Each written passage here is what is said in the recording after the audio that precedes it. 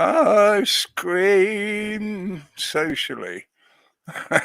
Hello, folks. Welcome back to episode 5 of the Ice Cream Social. We're back again to have another gathering and a chat and discussion about some of the great green reset agenda that has been foisted upon us all and has been accelerating over the last few years. But I'm sure most of you are quite well aware of all that.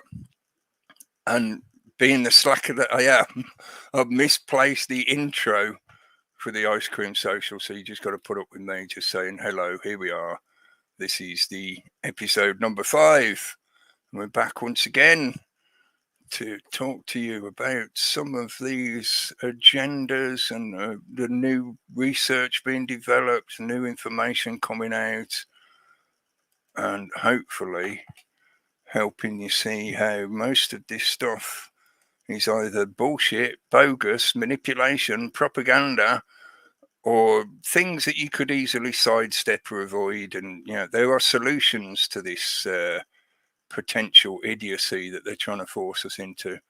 So we will get into it. Hello to everyone in the chat rooms. I've got both Odyssey going, and there's some people in the chat on Odyssey. Hello, everyone in the chat. We've got the YouTube stream as well going, thanks to Lowlands Pete. And we've got the chat for YouTube as well. So hello to everyone that's in YouTube. And if you have a problem with one stream, try the other link. I'll put both links into both chat rooms so you can find either one and figure out which one works best for you, your connection. Because I'm sure they will do the usual of attempt to interfere with whatever we're doing. We just had some interesting fun with some super deep growly audio voices that sounded a bit like a cheesy horror movie soundtrack, but there you go. We seem to have got things settled down again now. So I will shut up and say hello to everyone else. Good evening. Hello. Hello. I did find the intro. You did? Oh, there you go. You see, I knew it was around somewhere. You want to play it? Hello, everybody. Hopefully I still don't sound like Vader. No, it's okay. No Vader, but I am getting that doubling effect off it.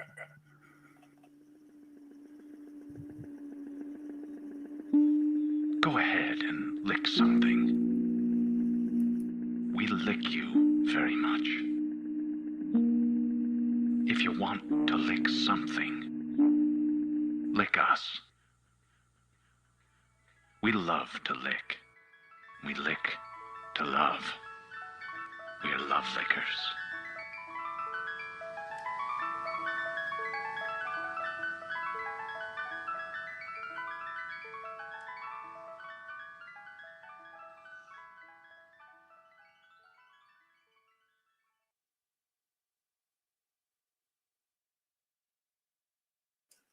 Yeah, we love too to good lick. not to play. Yeah. We are the lick lovers. That video was hilarious. Seriously. And creepy. Yeah. That was hard to It's make very because I'm meta. not used to using that feature that makes the image move with it. So it was late and I was like, screw it, it's good enough. Yeah. I think it's the kind of satirical overdubbing that their craziness deserves, to be honest. And I think it works better like that. It's got that little bit of a kind of punk element to it. The fact that it's just like, look, it works. Get on with it. Yeah. I much prefer that. That's why, I tend to do my content without much technical wizardry. It's just sort of like click the camera, do things, and then there you go. That's your video. I wish I'd have brought some optimism to the show today. Actually, you were saying how we have solutions. I really, other than somehow tear everything down, like this book I've got to talk about. I know I've talked about before, but unless it all goes away, I really don't see how you stop it. I know I said that last time, but like all of this, all the computer stuff, it's destroying the world, and it's only going to get worse. It's so bad. I'm sorry. I see things that are companies coming out, and I'd like to think it's all bull crap, but unless DARPA's just faking us out on everything that they're doing, I mean, it really just seemed like they're rolling out like the plant sensors and all this stuff. I have links to show, but it is terrible. It's terrible. And they're bringing in all of these farmers. Like, okay, I'm going to send you one of these links here, Cookie. This inner plant, and they've got their inner circle of farmers that are just starting, they're saying, but they just have this small group of farmers that are going to help them roll out their plant sensors that are going to like shine under the right lens, shine at a certain light, and be able to tell, oh, is there pest pressure? Oh, is there a nutrient lacking?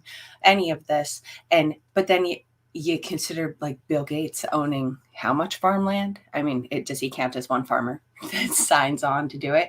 But yeah, this is like what we talked about. I know Jeff and I talked about it multiple times, and I did videos about it, and there's more links that go with it. But these people, like if you scroll to the bottom and go to their YouTube channel and all this stuff, there's videos on there, but they're turning the plants into sensors, just like DARPA had wanted to do, to alert them to anything, landmines, illegal campfires, like anything. They could do anything. I don't know. I mean, and how would you know if that was your potatoes? Or they've launched corn, or not corn, tomatoes, sorry, but they're working on corn. They're working on soy. DARPA did potatoes.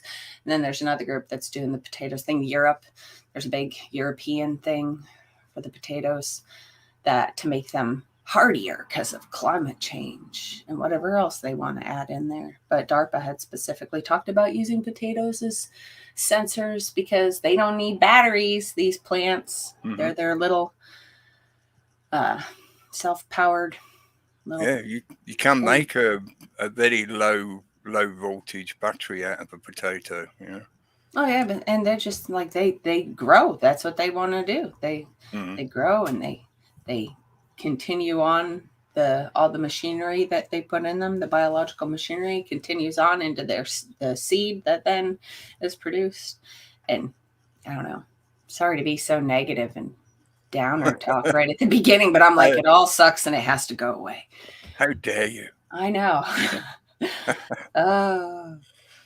Well, I know they've been desiring to get that kind of biosensor set up in agriculture, but also just everywhere, because they want everything connected. So, you know, they want some manner of being able to utilize each individual plant as a sensor. Oh yeah. And I just sent you the link there in the private chat for the one DARPA article that we've covered before, but where they were saying that this project's very exciting with regards to translating our findings into the plant devices to help farmers. Yay. So they can help all the farmers too. I like the way they try and, maybe this is the kind of public-private partnership, stakeholder capitalism bullshit that Klaus loves to push, but this idea that you can join in and design GM traits. Because there's all the articles talking now about how we need to embrace this modification stuff. We can't do the old organic thing. Oh, it's not going to work. Yeah, it didn't work for millions of years. Well, not quite millions, but you know what I mean. Hundreds of thousands of years. It hasn't worked. Now, all of a sudden, now GM tech can make it work. Yeah. You see, this is partly why I can still, even though I know many people probably claim it's delusional, but I can still be optimistic in the sense of I can look at something like that and know that their argument is completely fallacious. Because they're presenting it as being like there is no other choice. This is the only thing that will make farming possible. And it's like, no, sorry, that's just not realistic. That's not real. Yeah? I want to be optimistic, but I consider these giant farm, like the landholders and all these different mega corporations and Bill Gates that own all the farmland, and so much of this stuff, it's not just the sensors, it's the synbio microbes and things that they're spraying on the fields, they're coating the seeds with, and these things, like those spores that I talked about in that last video I did, those spores, I don't even know how you can kill them. They're so hard to kill. Like it's crazy. And they'll go dormant for oodles of years, and then they wake up and they're still this symbio life form. And if they're getting all of these in the name of biological instead of chemical, if they're doing all of these things that sound clean and green and winning people over with their pretty words to put, even the small farmers, to put this stuff on the fields, they are, it is at like a whole like biocide thing, because these things are competitive. They take over the bacillus spores that I was talking about in that video. They outcompete other life, and they make their biofilm and go everywhere. But if they already, with the spraying that we did, like not only like Monsanto spraying, but the COVID spraying stuff, and they killed life everywhere, and now they're going to spread their life everywhere, their new life. It just seems like, even if I don't want it and you don't want it, if it gets to happen, which who knows when, some of these seed treatments they've been talking about for years, that they already had them on millions of acres. And then these inner circle Yahoo people, they are just a small group of farmers, they say, but it's still a lot of acres. I don't know. I think it's like, obviously there were people warning about this. Isn't this what the Unabomber, Ted Kaczynski, wasn't he like, it's going to be really bad. Let's blow them up. Not me. I didn't say that. He did. But I did find myself. I was just going to mention Rosa Corey. Yeah. She's been talking about this kind of thing, maybe not, the details of these kind of projects, but the inclination that we would end up with these kind of projects. And that's got to be what, 2-3 decades she's been talking about this stuff.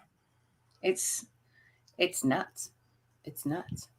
Like right now we're witnessing them crash the food system that we're in right now. I mean, like we all know that they have to tear down the old world, bring in the new world. Same goes with food. You got to tear down the old food to bring in new food. It's going to be to the point where no one's going to have a choice but to accept these things, because there is no other food system. Oh yeah. Yeah. And like Pete and Cookie, you guys have been talking about the farmer protests and stuff. And it's what are they protesting? What are they mad about? That they have to get rid of animals? What was it? Exactly? There is more to it than that, but that was sort of like the straw that broke the camel's back, I think, for the majority of them. But it's been building up to this. And I know, as Pete explained the other night, a lot of it is to do with the land grabbing that they're trying to do. Yeah, that's the main thing. Yeah. And these protests have been going on since 2019. I actually covered a bit of that back in 2019. The farmers had their tractor protests. They were doing it since 2019. It's been ongoing since 2019. It was getting accomplished. Yeah, and the farmers, they don't have to keep farming the way that they have been farming. What if they come back to them with some sweet deal, like all of these companies that want to pay them for farming carbon and things like that with their synbio plants that will harvest and lock it into the soil? And what if they tell the farmers that raise animals, like, they could do the animals that are fed the synbio feed, and they could have some of those, but then they also have the farmers that they're talking to about, you can just farm animals a different way in a vat. Like, if it comes down to their livelihood or their money, I just hope they don't just jump ship. And I know this sounds a bit sort of like, 2020 vision, hindsight is 2020 vision, but they have pushed the agricultural industry into this stage. I can remember when I was a kid that there was a butcher shop on every high street. There would more than likely be multiple of them. There was, 2 or 3 butcher shops run by different people. The majority of them were family owned. They weren't a corporate chain. Same with things like greengrocers, which were just, fruit and vegetables. But the system has purposefully pushed society to create the mass industrialization of agriculture to the point, and I know that this is a common talking point and has been for a long time, that some of those corporations like Monsanto, they created a trap for many of the farmers because they encouraged them to take up their particular seeds that required their particular fertilizers and weed killers and pesticides. And that led to a situation where many of the farmers, a lot of the farming industry, the agricultural industry, can't really operate in any other way now. So you can't literally just switch methodology overnight because it will destroy those farming businesses. They'll go out of business before they're capable of returning to a different way of producing food. Unless they just sell them these new seeds that won't require those fertilizers, and they won't be key. And it's the cleaner, greener, more sustainable, all the pretty words way to go. And I was going to say the key part of it, because the seeds here are all not GMO, right? Well, these things I'm we are talking about very are big GMO. in the seed market. The Netherlands is. Seeds. Yeah, and they are very good at it, and there's very Well, this stuff's not considered GMO. But the Monsantos and those guys, they want to take over that whole market. The Netherlands just signed the CETA deal, so the Canada trade deal. Right. So now we're gonna get all the green, the meats and the green stuff from Canada instead of the Netherlands. We export currently like 70%. That's gonna go down like half at least. Yeah. So it has to come from somewhere, and Canada has made the deal. Like, okay, yeah, we're gonna be the ones that gonna do that. So. And since this stuff doesn't count as GMOs, and they don't even really have to. But they get away with a lot more stuff, I guess, there than they do over here. Yeah.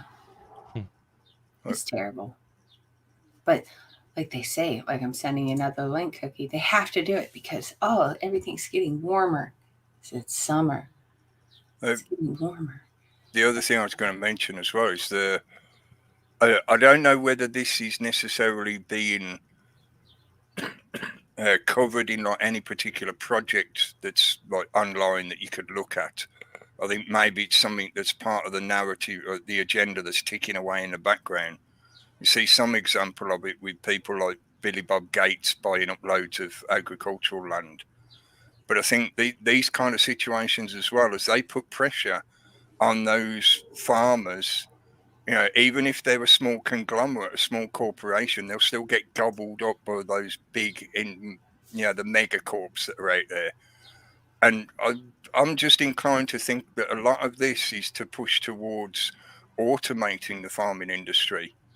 So they are forcing those smaller farmers out of business so they can buy up that land. Some of that land will be used for other purposes, like the mega city, tri-state city thing. But also they intend to automate the farming industry more and more. So they don't want people still having their own land and having things like heirloom seeds, because that works counter to the state having complete control over food production. Yeah. Let me grab your other link as well. It's not very exciting. It's just talking about how potatoes need to be redone and how they're working on it. DARPA had all their work in potatoes.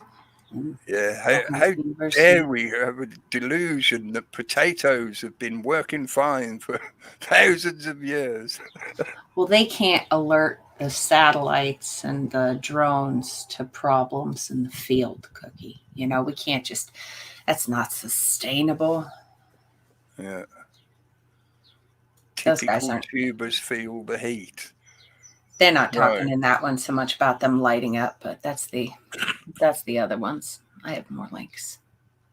So I was just curious about, well, hang on a minute. How are they claiming that potatoes struggle with the heat when originally they come from a warm environment, a warm area of the planet. And they're claiming it was up in the talk about that. The cool altitudes of the Andes. I don't think that's strictly accurate, isn't it? Weren't they found all across South America? Because they were brought back by the colonists when they were first colonizing South America, and they brought potatoes back to Europe and said, hey, look at this thing we found over there. So they weren't limited to low temperature environments like in the Northern Hemisphere.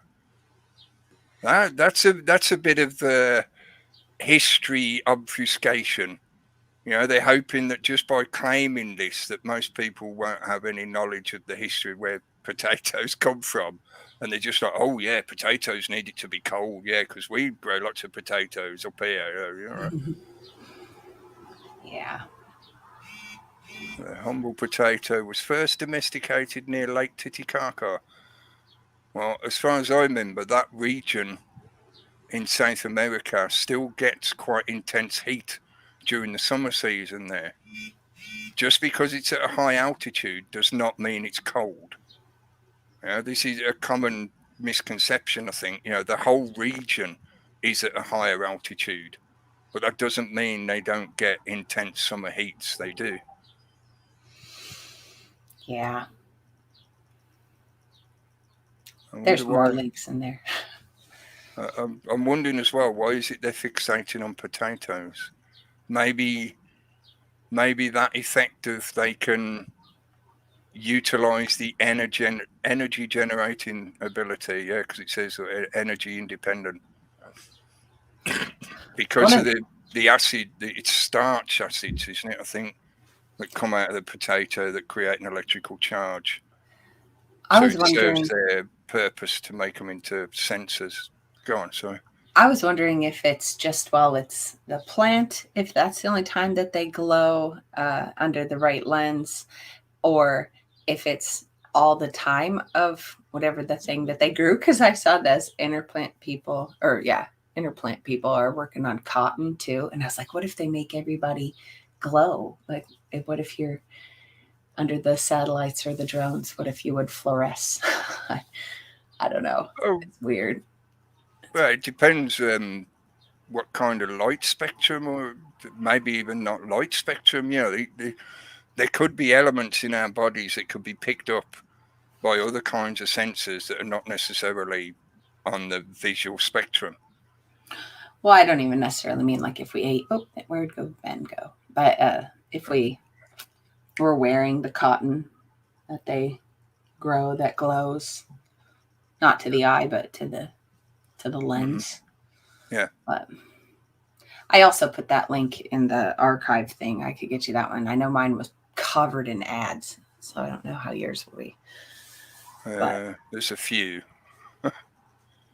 There were a lot.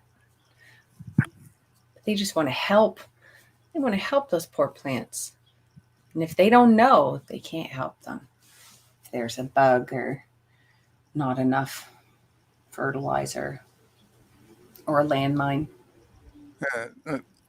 They introduced a new gene to tap into the photosynthesis process, but they can't get energy enough to give to people that need energy. Yet they've just said they can clearly tap into the energy of a potato.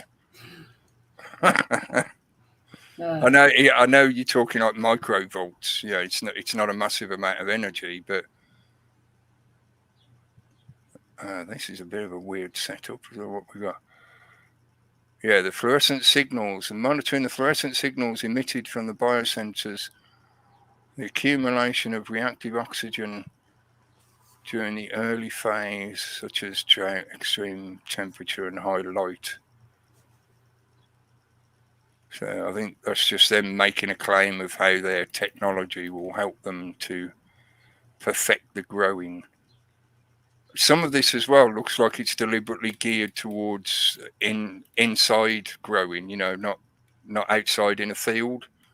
Well, they show the drones fly over in some of the videos on that inner plant. Like they show how it's It's meant for satellite monitoring and drone monitoring so that you can cover more acres and know the problem immediately to be able to fix it right away before you lose the plant.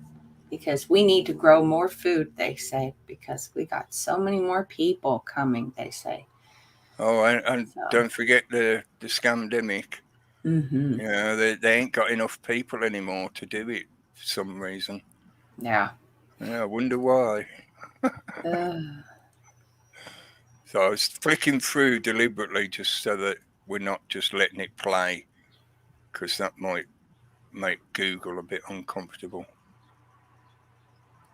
What are we looking at? I still see the glowing potatoes. Oh, I thought I'd switch screen to the other one. Oh, it hasn't changed. Hang on. Right, okay, let me try resharing it. It was the video of the drones. Oh. I thought it was coming up, but it didn't seem to. Now can you see it? Yeah. Yeah. Right, let's find a bit where it shows the drones. That's obviously the control system and the analytics for what the drones are doing. This is the drones targeting an apple. Oh, it's the harvester. Apple has been assimilated. Yeah.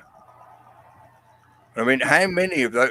Like, how many lithium batteries? How many Wi-Fi internet connections? How much non-ionizing radiation is being emitted in this field that is being absorbed into all those plants? It's green. If we have such a overpopulated planet, wouldn't we want those people to have jobs? Why are we replacing people with machines if we have too many people? Seriously. I mean, even, like I mentioned it in Jess. I don't want to play the audio again because Google will probably have a freak out about it. But where he mentions labour shortages, why is there labour shortages? I know certainly here in the UK, it says that little bit.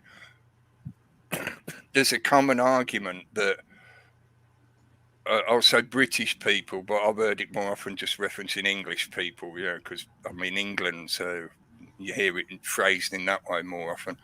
But British people don't want to pick fruit. They don't want to do that kind of job. So we have to bring immigrants in to do the job because the British people are too snobby to do it. They don't want to do that kind of simple manual labour. I know for an absolute fact that is utter bullshit. That is pure propaganda, because I've known many people over the years. Many years ago, I knew quite a few people who used to do seasonal farm work. They used to go and work for the harvest season, doing exactly that kind of job, picking fruit.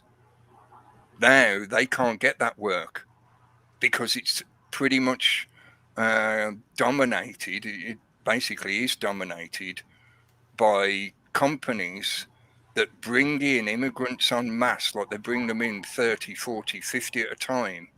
They have their own little compounds where they live. It'll either be in a shared accommodation somewhere in a local town, or it'll be literally on site at the farm where they'll have their own little village set up, basically. And they live there for the season, they do the work, and then they go home again. Most of them, some of them end up staying here longer, but there is no truth to there being a labour shortage. The labour shortage is an engineered facade to cover up the fact that they have deliberately used that kind of international transference of labour, because it's part of that whole international trade network that has been deliberately set up to destroy individual countries. To force the world into a one world system. Now, if they've uprooted people and are moving them there, not just to be like occasional fruit pickers, they won't want to do those jobs either. They'll want a better job. And then we need the drones. Yeah, exactly. Yeah. And I love the people, the lady that was standing in the field there holding the tablet, like she's directing the drones. It'll be Spot. It'll be the dog. It won't be the lady. She'll be in her sewer tube, you know. This information will go to a central hub where an AI will calculate the most efficient way to operate that area of land. Yep.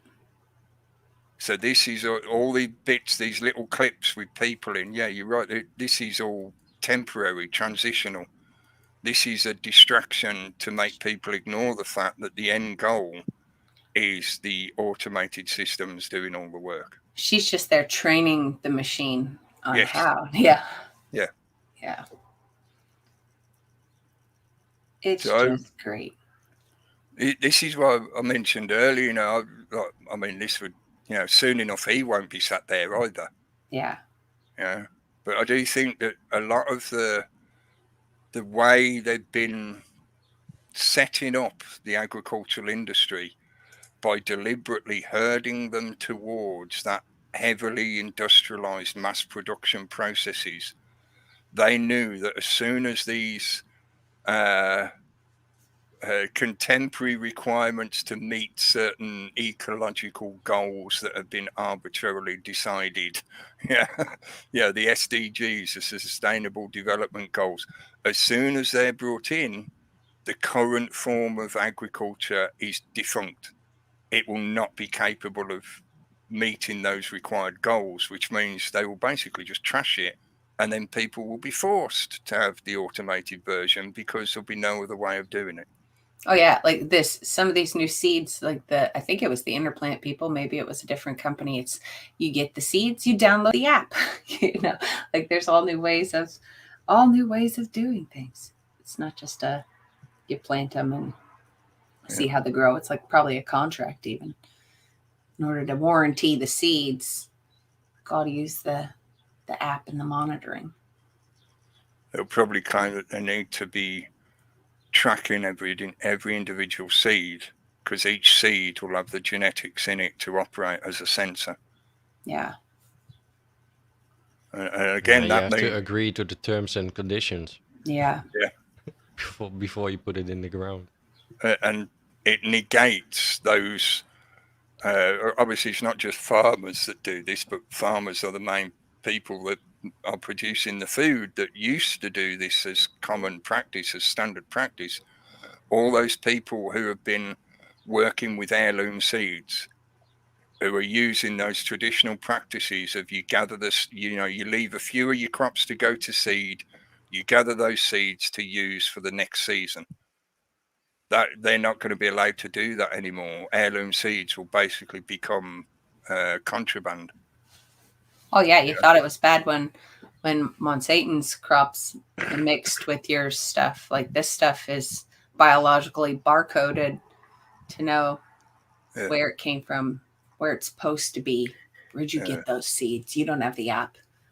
And eventually, backyard gardens and hobby farms will be made illegal eventually. And I have no doubt that those seeds will need an software update for the seeds. Yeah. Spray this on the field. That's what I'm thinking. You see, they'll turn around and make claims like a natural heirloom seed causes too much carbon or too much nitrogen or whatever excuse. So they've already started doing that where they they already started doing that where they've said like, oh, it's this corrugates or whatever they're called, we're poisoning people and stuff like so be careful the heirloom seeds you grow and stuff like that. Buy from the companies so you get the safer seed kind of a thing. Don't plant heirloom seeds and stuff like that. That whole China mystery seed psyop that made Amazon make it illegal to buy seeds from other countries and stuff like that. Yep. Eventually, they're just going to ban it all because there'll be an outbreak of something spread through the gardens through plants. Yeah. 5G seed. Yeah. And they talk about how the mycelium in the soil connects all the plants together. So yeah, your heirloom seeds or whatever in your backyard, they could contaminate others, make them not green. Yeah. And I forgot to mention, I'm pretty sure that Interplant company, they're out of Israel. So super shocking. But yeah, they like messing with food over there and genetics. A little bit, yeah. Like that featherless chicken that they came up with, things like that. Hello to everyone in the chat. I was just checking back to the chat. Thanks for joining in. We've got 2 streams going tonight. There's one on Odyssey and one on YouTube.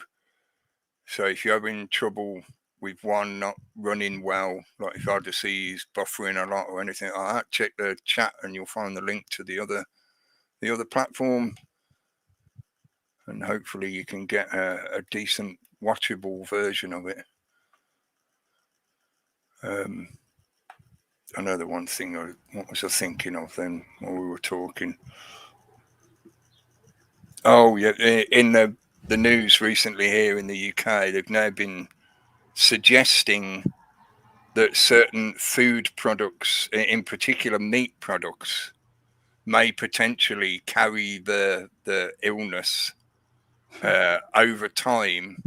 So you should be careful about how long you keep these products in your fridge or freezer, because they could have the infection dormant on them, and every time you interact with them, potentially it's going to make you ill. Blah blah. The usual kind of crazy bullshit. But I just thought it was worth mentioning that, because on the back of the current heat wave, again, the way they turn that into a agenda connected propaganda campaign, they're also still including these messages about the food production, even though so far here in the corporate mainstream there's been very, very little discussion about potential shortages, other than when they're associating it to the conflict in Ukraine. They're not talking to people about how the farmers are finding it harder and harder to actually produce enough to meet the goals that are required, but also those kind of SDG restrictions. They've made it clear that they cannot meet those SDGs. Yeah. The general populace isn't really paying any attention, other than the few bits of sensationalism that gets pushed about the farmers protesting in other countries. Yeah. I put that other link there just so you see that. Right, yeah. That's just Jeff and I talked about all this stuff for the agricultural reset stuff. A great agricultural reset. Yeah. I'll do a screen share so people can see it on the page, but I'll put the link in the chat box as well in a sec. Thank you. Hopefully you're not getting too much background noise from my fan. I hear my windows. Yeah, I got the windows open, but there's very little air movement at the moment, so I'm reliant on the fan to save me from melting. Oh, it's hot. Talk about ice cream. Yeah. Melting. I'm melting. We need that the Bacillus subtilis infused ice cream that we talked about on the original Ice Cream Social show, where they put that in there to help with drippy ice cream. I think it was a biofilm thing. I'd have to go back and look at it. But I know it was the Bacillus spores, which is just great. To give it more sort of consistency so it doesn't separate into droplets. Keep it together. Yeah. Even though they would prefer if you didn't eat real ice cream. They want you to eat the new synthetic versions that they've been concocting. Yeah. Well, and it'll be dairy ice cream. Like they've already, that Perfect Day Foods, other brands. It's sold under other brand names, but that stuff's been out in the stores for a couple years now. And it's dairy ice cream, because the words, they get to choose what the words mean. And people just think they know what the words mean, but they don't. Well, they used to know what the words meant, but the words have been appropriated and twisted to mean something else. Yep. I was just thinking as well that bio milk. Yeah. Whether they might start suggesting that could be used for making dairy products. Well, I'm working on a thing that kind of touches on that. And there's more companies than just bio milk. There's this like Turtle Tree and a couple others at least that are doing the human breast milk bioequivalent, that goodies. But yeah. Mm-hmm. It's better cockroach milk. Yeah. Or cockroach-based milk. It doesn't have to be milked out of the little cockroaches. Just we took a sample. No cockroaches were harmed. No cockroaches were farmed. Yeah. They were just there's a recent studies come out in the news there about how bugs actually feel pain. So now they're going to regulate the farming industry for insects. Oh, sure.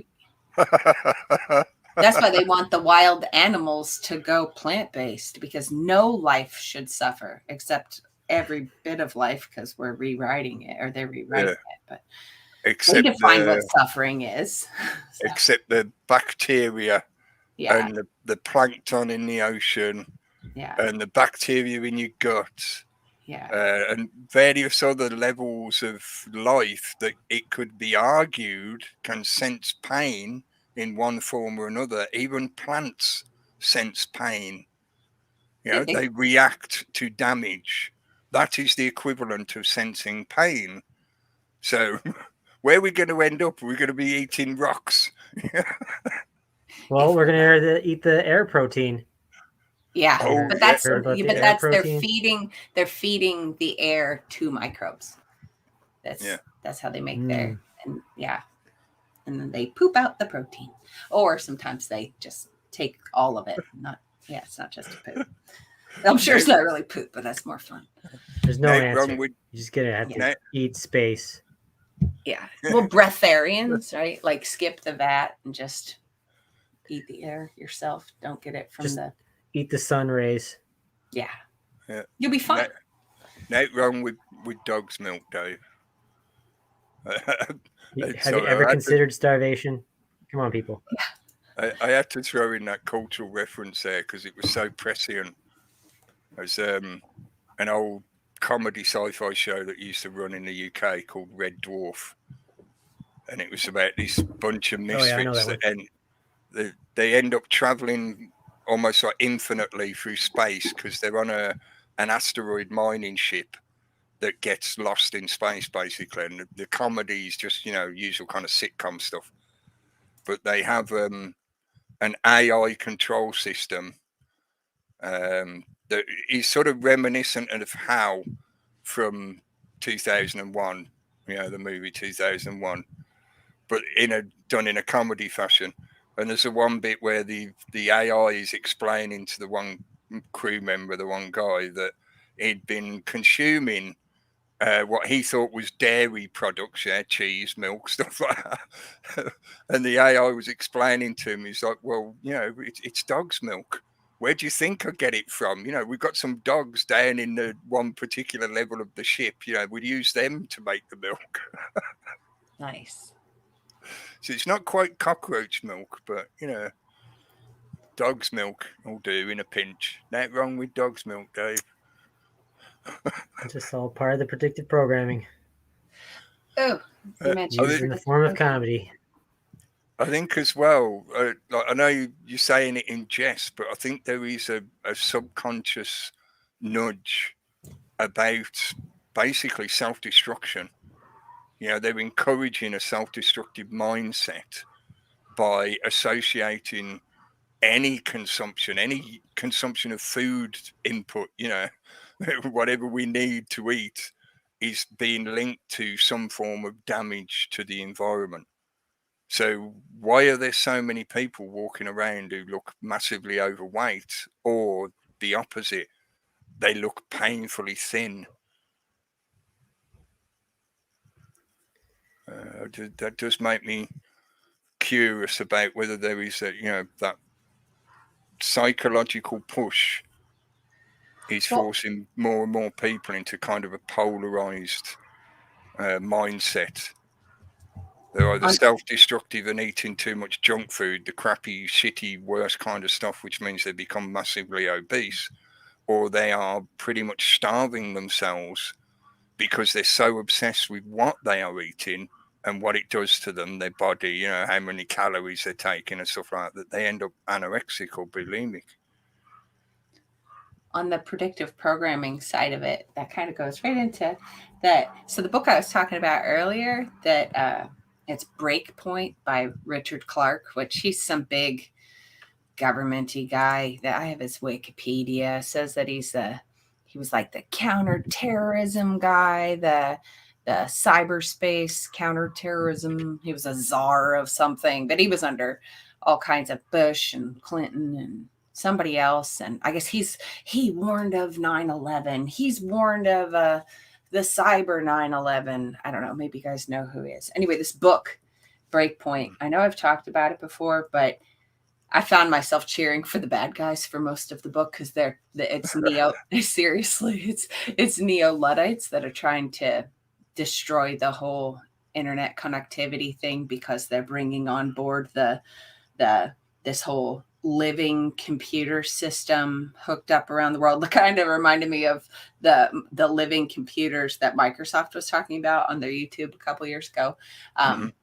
But that they were trying to tear it all down because they saw, in fact, they talk about like Kurzweil and the singularity and all this. I think they also talk about Ted Kaczynski in there, but that the people then they knew, in this book is I think 2007, but that it talks about how, your building can get blown up because your smart gas meter can be tinkered with from somebody somewhere else that like makes it turn on, and then a spark happens, and then boom, and all just trying to tear down the technology. Anyway, the guy, Richard Clarke, I was listening to an interview because he wrote another book.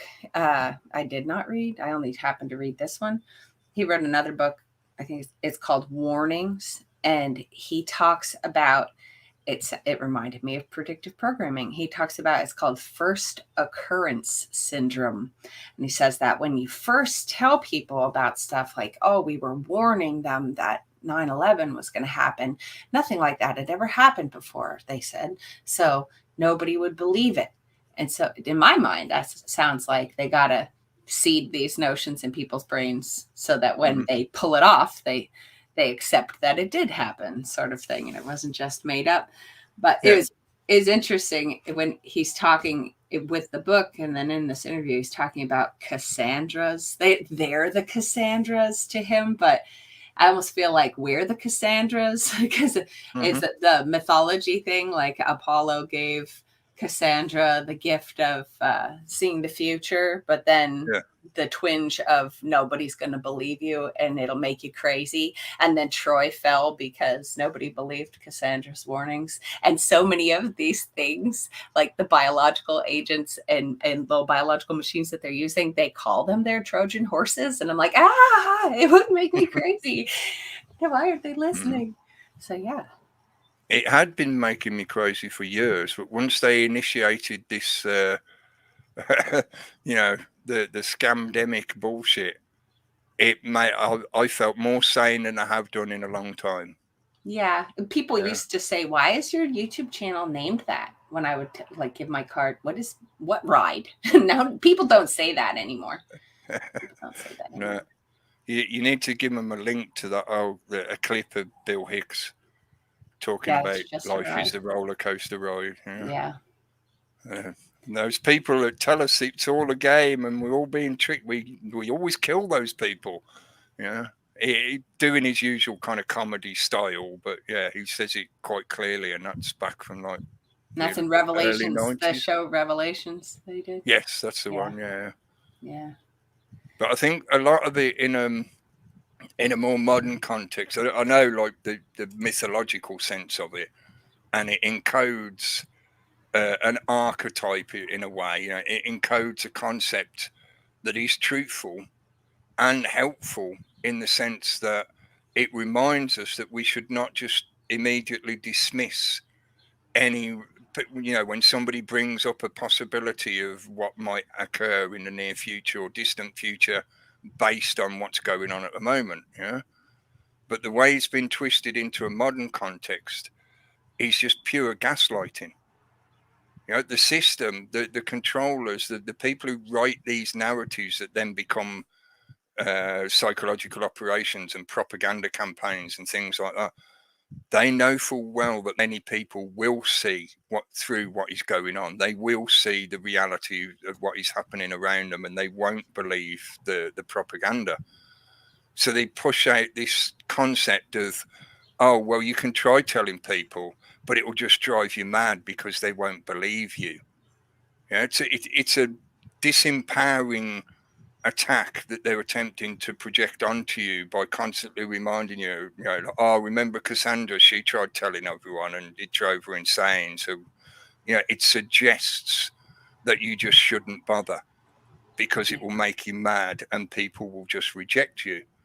Whereas the reality is the majority of changes that occur in, I'll say society, but, it can have a knock-on effect to everything else about the world we live in.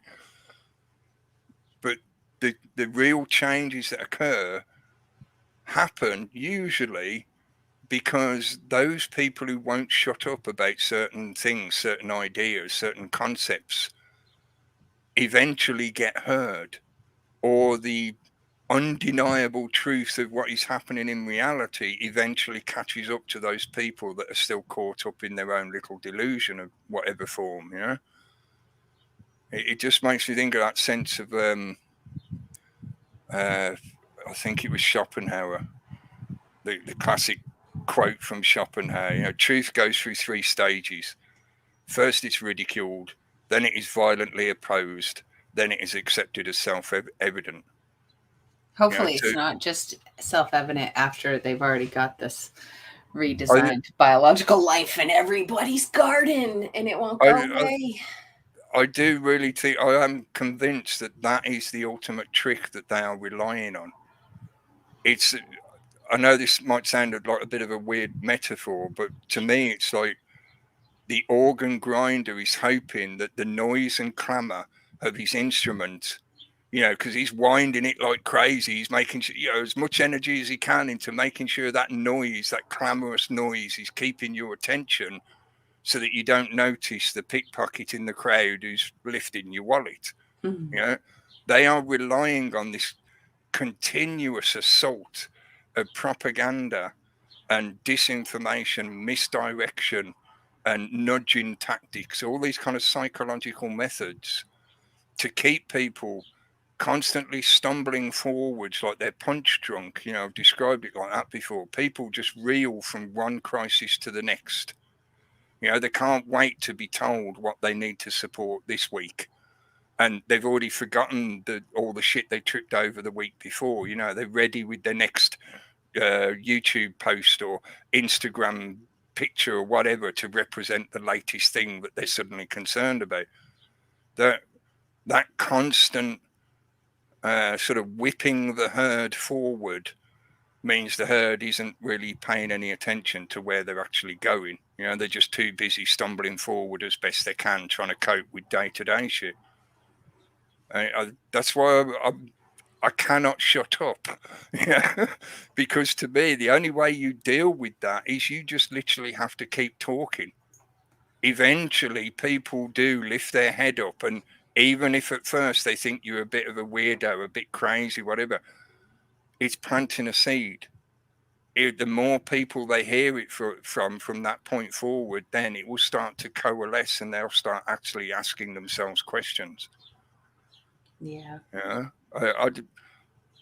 I definitely think it's worth reminding people about the Cassandra mythology, because it's helpful to, to show people how the system, the narrative writers, the propaganda will constantly try and push you back down again when you start thinking about this kind of stuff and asking yourself questions and talking to other people about it. Sounds a lot like you can't handle the truth. Yeah. Don't spook the horses. You know, you're not allowed to talk about this stuff because you'll make people afraid. Oh, right. So your propaganda, madness. yeah, reefer madness. Yeah, your current heat wave propaganda is literally meant to terrify people. But me talking about what is factually provable, like some of the links you shared, you know, showing the fact that, look, these businesses are up and running. They're doing this stuff. That is a fact that you can go and reference again and again and again. But if we talk about that, we're supposedly frightening people. That's gaslighting, yeah? That's the abuser accusing the victim of being the abuser. He said, no. And I know it sounds a bit, or it can sound, for some people, it can sound like you're being self-delusional in telling yourself that, you know, there is this optimistic possibility that all you need to do is keep talking about this stuff and it will stop. Yeah, I know it's not that simplistic. There's a hell of a lot of nuance involved. And it isn't a matter of just talking, obviously. It needs people doing other things as well, yeah? Well, short of tearing all the internet of the world down and like all that, I do think that if people are aware, and that's why I do try to talk to people about it still, as much as I go out anymore. But I do try to talk to people about the whole invasion of the body snatchers. I swear, this whole probiotic thing. In a similar fashion as well to the mythology, for those people that they like to label, you know, like they like to label us as Cassandras, Cassandra knew that she needed to speak about it. It wasn't that she was in some kind of psychotic state of mind. She just knew that she had to give other people the information in case they would listen. You know, it's like I want to say it's sort of a moral imperative, but it doesn't even, I feel it doesn't even reach the level of being a moral imperative. It's just an absolute. You know, if you know that something bad is about to happen, you need to say it to other people. You know, you need to externalize it, even if they don't want to believe you. So, oh, well, okay, they don't want to believe me. That's unfortunate, but I cannot, in good conscience, not say it. That's my biggest problem. You know, when I meet people and start talking to them about stuff, and it's like, I just feel like it's the right thing to do, to tell them about certain things, and then they have a freak out. It's like, I'm sorry, you know, but this is the reality of what's going on. Well, this Richard Clark dude, he's calling himself the Cassandra, and him and his buddies, they warned us about these things that they planned, or the terrorists planned.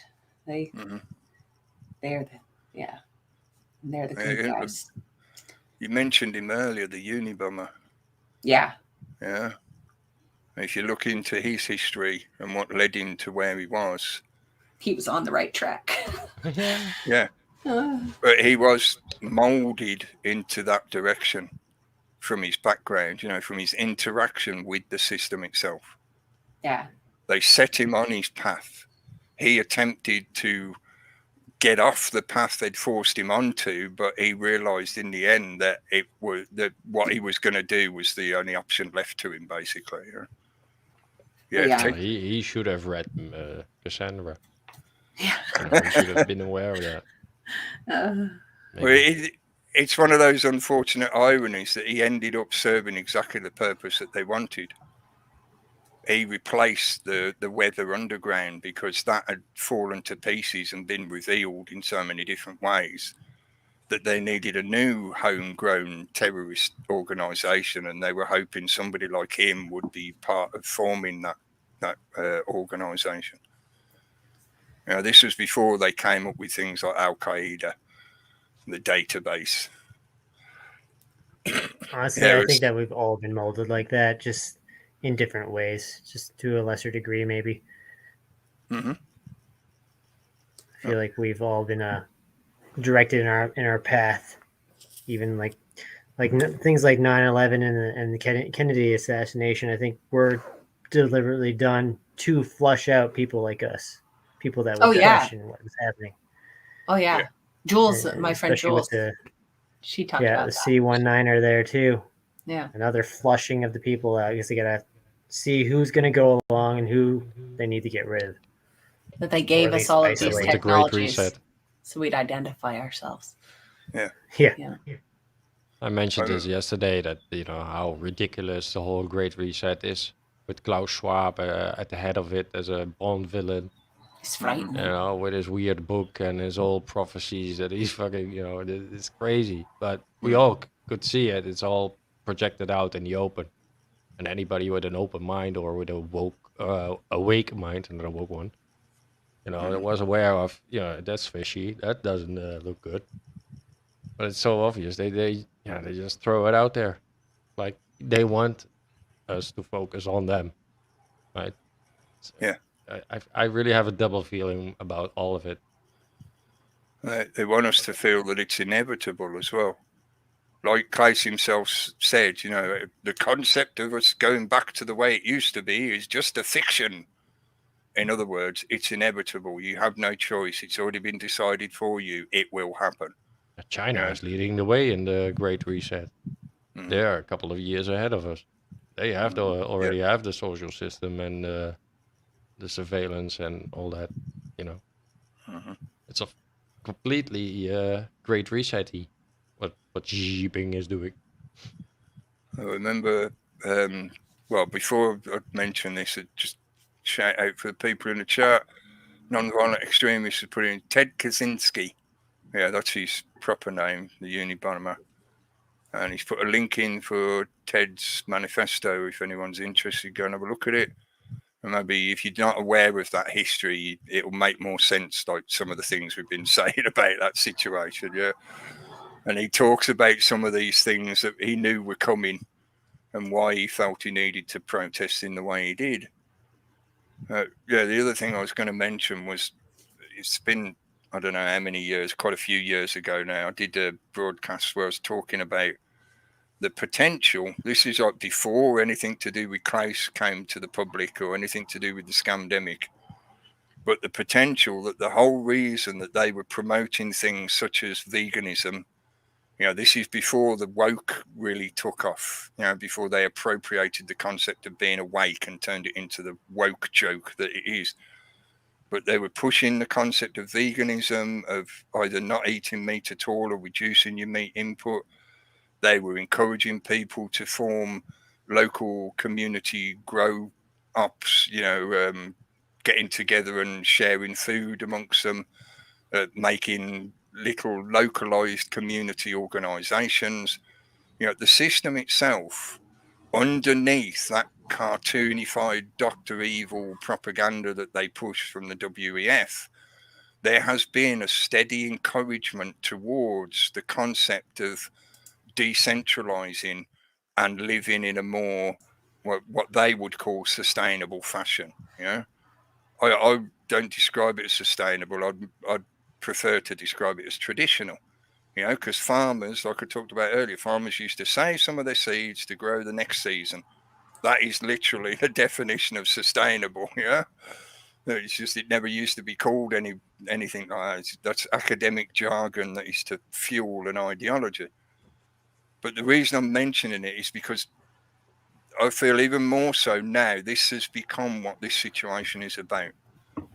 The controllers' favorite method to use to manipulate the population is the Hegelian dialectic, which is why they like to push people into polarized positions and then set them against each other. And the result thereafter is this synthesis that's hammered out in the middle of those two polarized positions. So on one hand, we've got the cartoon comic book evil supervillain of Klaus Schwab telling us that everything's going to be done by robots and AI and automated, and you can't have this, that, and the other. And on the other hand, we've got an encouragement to decentralize, to get back to growing our own and producing our own energy and things like that. A lot of those things I agree with and I would support. But the point I'm trying to make here is that in many ways, this situation serves the purpose of those people that are attempting to force this change upon us. Oh yeah, it's like that video where I showed the World Economic Forum and the Sustainable Development Goals, the games they play, where it all is the alternate World Economic Forum plan sort of thing, where they do the local, they do the small grower, everything. And I can't help but consider that by getting more people planting things and more people growing trees, all these things, like if we're all putting this new life in the ground, we get the karmic debt or whatever. Like we're all taking part. We're all helping to spread it. So it's not like we could just blame them. You did it too, you know. Or do you remember the little animated video series? It was in 4 parts. It was called something like Metropolis. Plandopolis. Plandopolis, yeah. Thank you. Yeah, it's Anonymous. You got it on your channel, yeah. Even though she never really, even though the woman voice who narrates the story, she never directly says that they grow food individually in their little home pods, you know, their little whatever they're given to be their dwelling. They grow food on those places. They grow food in apartment blocks and stuff like that, and then it's all put into a community co-op. Yeah, so it's all community based, and then it goes to the food hub. Yeah, it's interwoven that at the ground level, you know, if I talk about it in a more metaphorical fashion, at the ground level of the pyramid, the majority of the population will be living in an environment that they think is communistic, because everything is shared, everything is localized, and you're part of a little community group that produces your own stuff mainly. You know, a lot of it is locally produced and then put into this co-op system. But as you go up through that pyramid, you get to that centralized controlling hub, which organizes all those little localized groups into one federalized umbrella grouping. And that then is the actual system of control. You know, that's why in the past I tried to describe it, or the difference between, yes, there will be elements of communism, and yes, there will be elements of fascism, corporatism, because the pyramid doesn't care, you know, how it attacks you. All it cares about is being on top of you, you know, to keep that tyrannical structure in place. And this exactly, it's like go ahead. It gives the public, the general public, the comforting illusion that they're doing all that's required by things like the SDGs. You know, they're being local, they're caring about their community, they're not overproducing pollutive stuff, they're not over-consuming, etc., etc. So they feel better about themselves, but the system itself is basically still operating in the same way that they claim is bad for us, you know? Everything is still being centralized and moved around through massive logistic hubs and things like that. You still have to buy the Monsanto seed. Rosie Corey used to talk about the little community systems that would be in cities. They have this thing called the 15-minute city, where every community is broken down like to 15 minutes for you to get to anything you need in that area. And it would all be broken down in districts, like the 12 districts in Hunger Games kind of thing. In the city I was living in before, Edmonton, they have like 12 districts now that they've formed. But yeah, you have your regional food system, which is the main system, probably supplied by even bigger system. But then you have it broken down into community base, where you have all your food hubs, and everyone would go to the food hub for their food. I think that they're going to eliminate grocery stores eventually. It'll just be food hubs. And then that way you have to have all the credentials you need to get into these food hubs, or you are at the wayside. Here in the UK,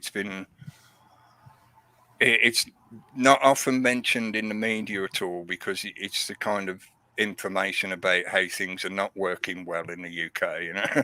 So it's generally not politically correct to talk about this kind of stuff. It's like the amount of homeless people and things like that. But there has been a steadily growing reliance on what are called food banks here in the UK. which are basically like charity run and organized, those kind of centralizing hubs of food charity. So you can go there and, if you can't afford to buy a week's worth of shopping, you can go there and they'll give you a load of stuff for free. We have those here too. Food same in North America. This is the thing. It's becoming more and more commonplace everywhere that these little groupings have been running in the background, and more of your local community is becoming reliant on them, because people are finding it harder and harder to do the usual day-to-day survival things, And those little food banks may be being run by a charitable organization, but if you trace the connections of that charity and look at the umbrella groupings that are connected to it, etc., you will find the same kind of funding streams that are connected to a lot of the other things that we're often shouting about and complaining about here. But yeah, like over here, all around that, the Jose Andres, that World Central Kitchen, these people feeding the people in need. And beggars can't be choosers. So you get that Beyond Burger, if that's what they're serving, or the generic version of it. Yeah.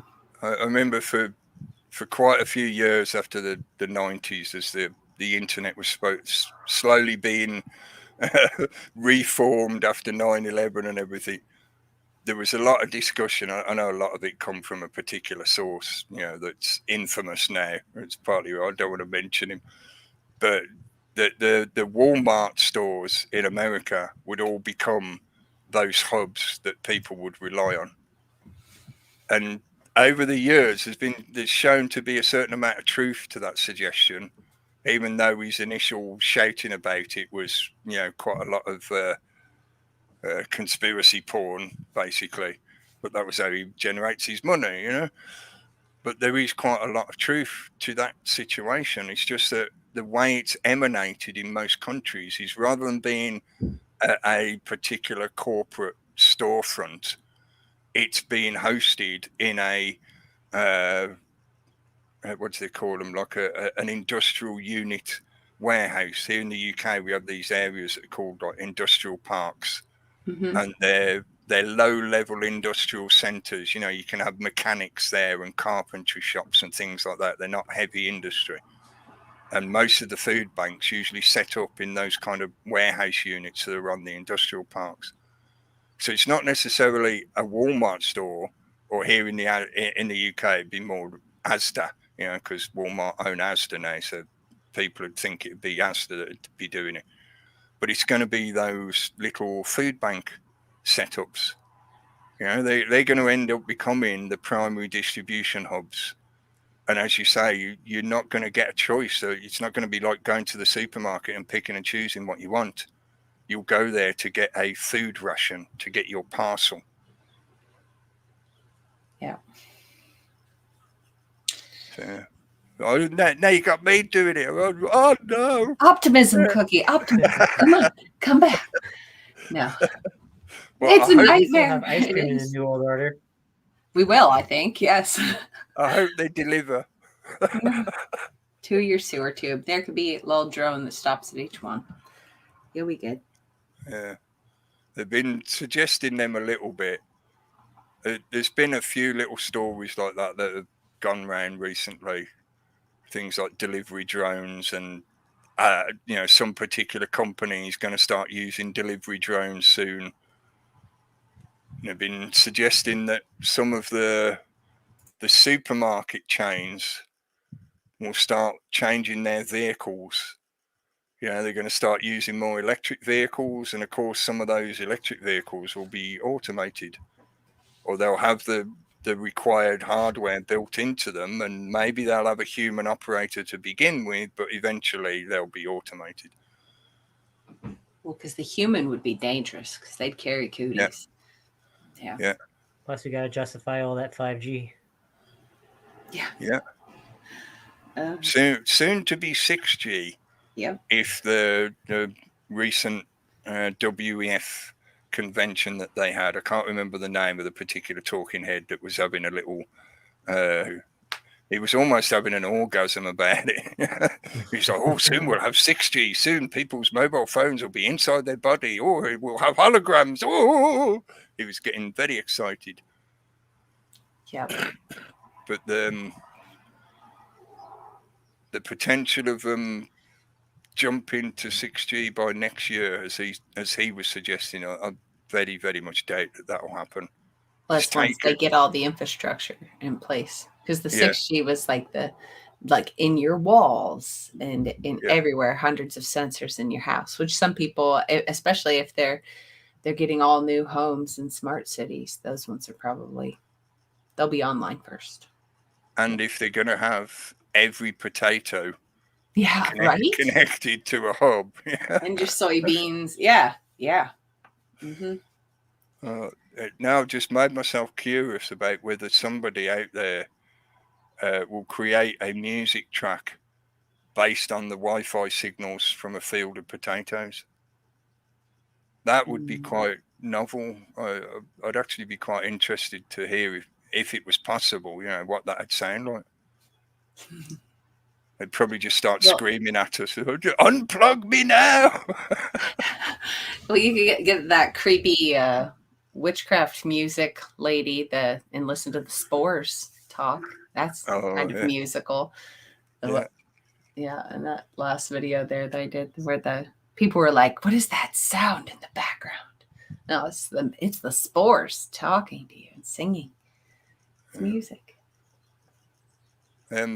Just sort of touching back on things like pre-programming and foreshadowing, which is a lot of what they've been doing for a number of years towards this great green reset agenda. And I know I've mentioned it before, but just as a reminder in that connection to them analyzing data, I found it very, very interesting that the conclusion to the previous season of the show called Westworld that they had been doing. And I thought that previous season was going to be the end of it, because at the end they kill off the big bad AI machine that was supposedly, or the super evil machine. But the way they analysed the data on there, whenever they showed the kind of visualization that the protagonists were using to interpret what the AI wanted them to do and what it was monitoring and things like that, was a corona. It looked like the corona of the sun, and the data would spread around the ring of that corona, and then you'd get like a waveform pattern in there that represented the different data that was being monitored. So I know it might sound like a bit of a weird connection, but it does make me wonder if they are purposefully creating that kind of environment where they will, in an almost, I can't think which particular author it was, might have been P.K. Dick, because he's done so many things that sort of were so prescient, but they're sort of introducing almost like a techno-mysticism. You as the human individual, as the living being, you don't interpret the data directly. You don't look at all the zeros and ones. You hear the music of the data that comes in from those systems, from that field of potatoes. And you base your interpretation on what you're hearing, and then the AI interprets your reaction and your input in relation to that data. It even more separates the population away from being able to interact with the technology that governs their lives and their environment. Do you see what I mean? It's sort of put in kind of like a mystical layer of non-understanding of occulted systems. You can't understand this thing. All you can do is listen to the music of it. And honest, what the computer tells you is happening is really the thing that's happening. The potatoes really are singing you that song. A computer can't lie. No. Sorry, dude. That may be true on the basic machine code level, something is either on, receiving signal, or off, not receiving or transmitting signal. But when it comes to the various now multiple layers of interpretation and visualization that we use to make use of computers, like now I'm looking at a screen with images and text and audio, and there's things on the screen I can interact with, I can click on stuff and whatever. That's a visualized layer of interaction that can contain deception. It can lie. You know, how many times has Microsoft given you a message saying, oh, 3 hours to update, and 6 hours later you come back to the computer and it's still updating? Yeah. You know, computers can lie through those layers of interpretation. You know, in a way, you could argue that the very definition of interpretation, you know, is open to abuse, so therefore it could be called a lie. So unless you want to learn machine codes, folk, yeah. Shut it down. Shut it all down. I put the link there for that Wikipedia page for that book. Okay. People should read it. Although this was his warning so that then they would fix all those things, like you can't jettison off the satellites and break the communications now because they've done their little CubeSats and there's tons of them and they'll all make up for any missing pieces. And it's not just these fiber optic cables at beachheads. We've got everything's distributed now, democratized, distributed, and it's decentralized. These are supposed to be good things, right? Well, it's everybody spreading, making more networks and more networks that it's all hooked into. None of it's separate.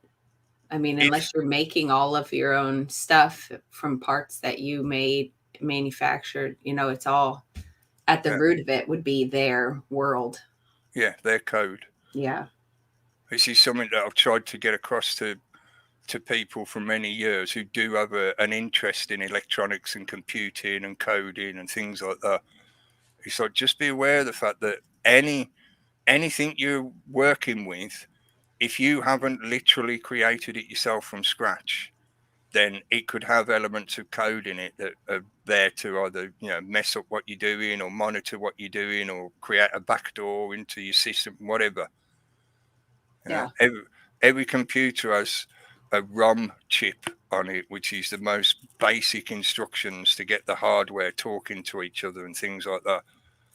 And most of those ROMs have proprietary coding on them, which belongs to the manufacturers of, you know, whichever particular manufacturer made that motherboard. And the majority, I don't know the ins and outs of that code.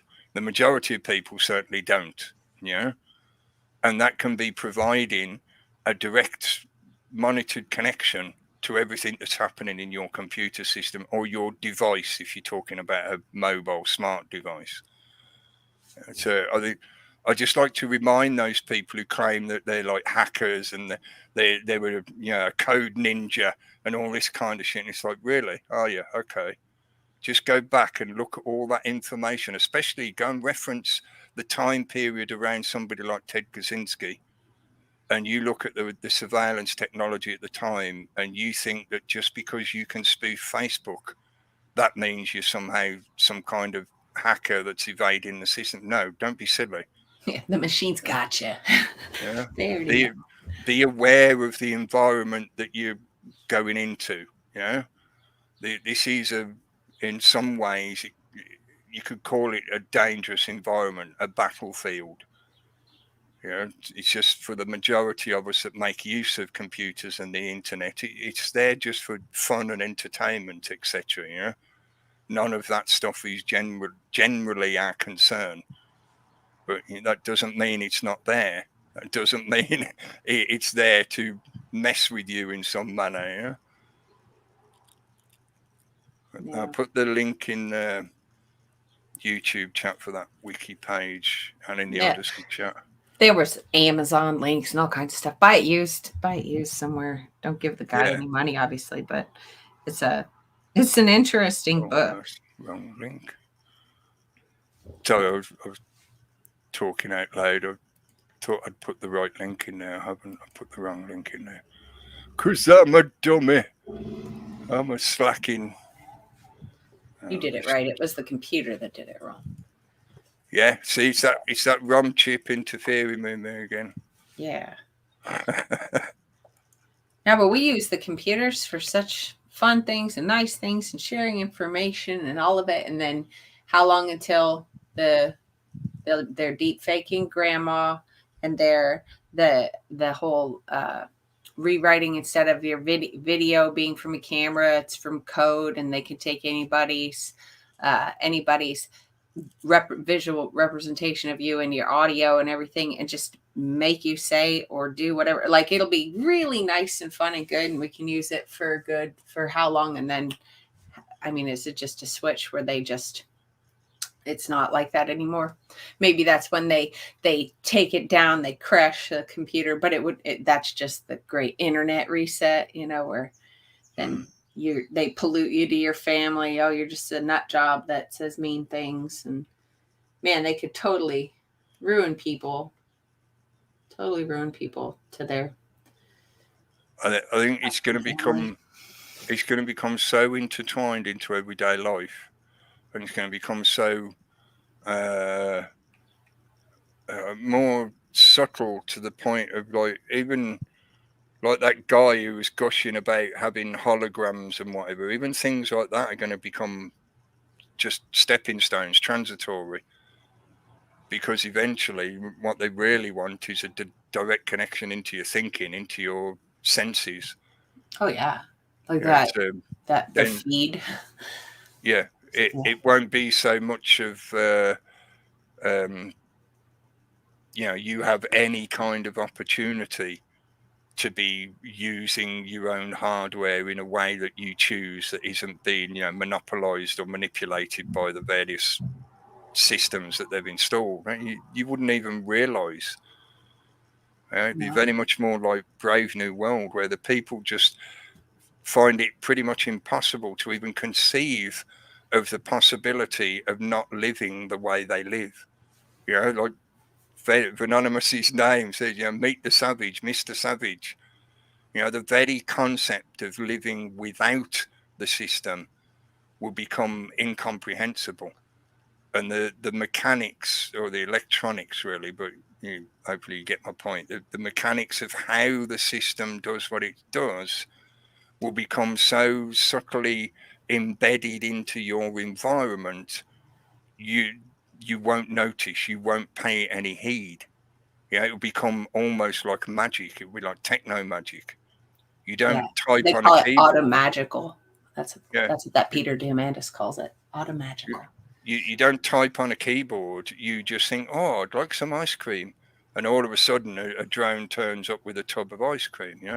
You probably wouldn't even think that. It would be a subconscious intention, subconscious desire that would be sensed by the system to go, oh, we know that he's going to end up thinking about wanting ice cream. Here, let's send him some ice cream. You're not selling it the right way, Cookie, because now I kind of like that idea.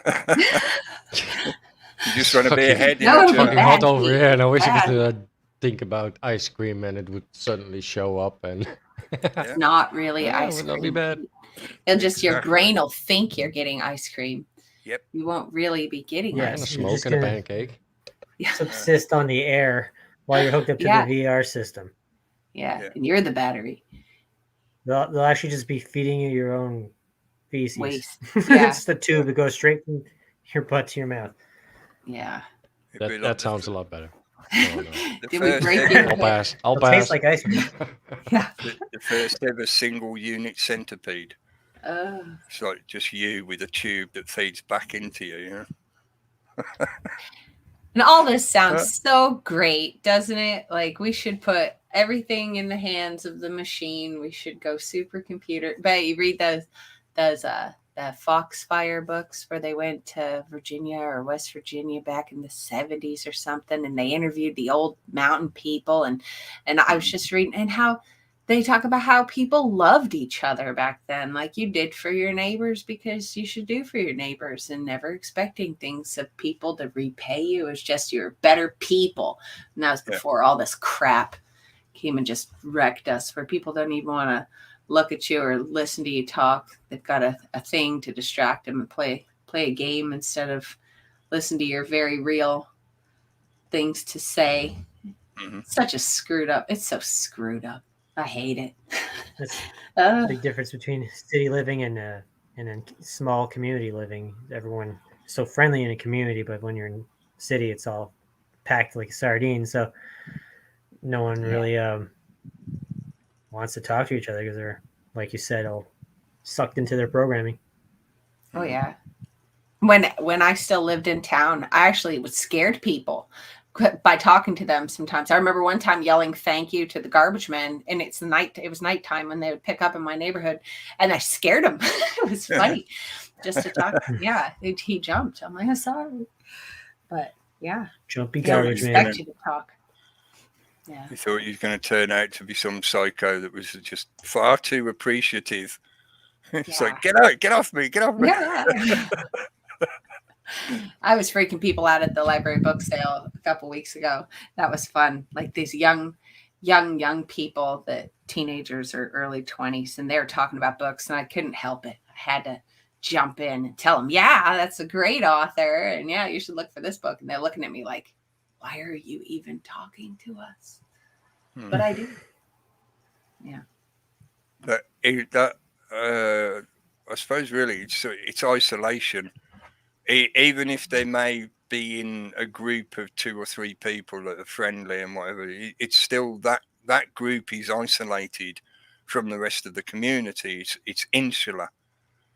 People have been encouraged, again, thanks to the devices, and I'm not claiming to be immune to this kind of shit, but we have been encouraged into a very much insular mindset.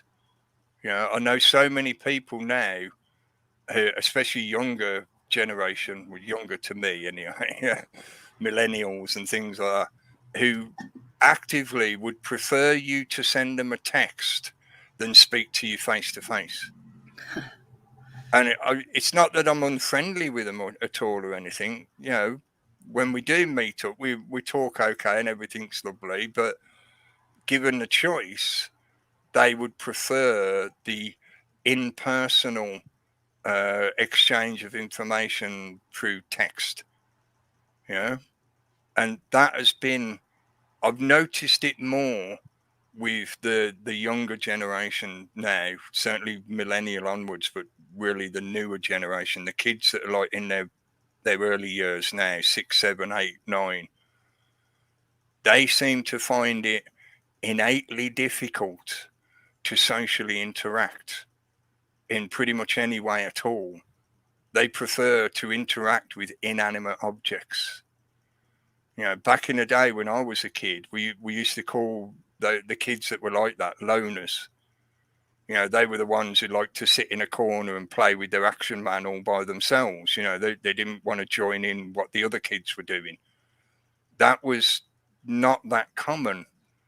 Certainly not overall. So, every kid likes a bit of time to themselves, like adults do. But I mean, in the sense of it became far more than just a trend or a commonality. It now has become the majority.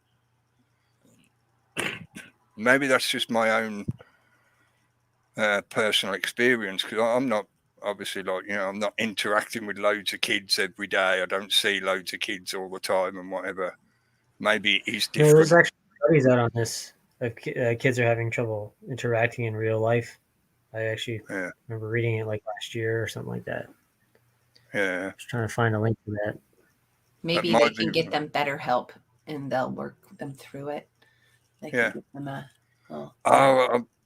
I think I might have seen your coverage of it, and I remember, I think, or vaguely remember where I might have got some of the other ideas from, because I remember seeing something where they were talking about using electronic pets to help children that struggle with social interaction. So, you know, like the kind of the Sony little doggy toy that you can buy. I don't know what it's called. You know, it's got a certain level of AI in it, which means you've got various interactions that you can do with it. You know, little games that you can play with it and stuff like that. And I seem to remember it culminated with a bit of a backlash from the public, because some of the toy manufacturers were starting to put toys out there, like the dolls that have basically Wi-Fi connections to a home base, and the children are required to, when they get the toy, they need to go online and register the QR code for that particular doll. Right, I don't know whether it's with the manufacturer or whether they have a separate server portal or something like that, possibly. But basically, it's sort of like you go online to register your doll, and that activates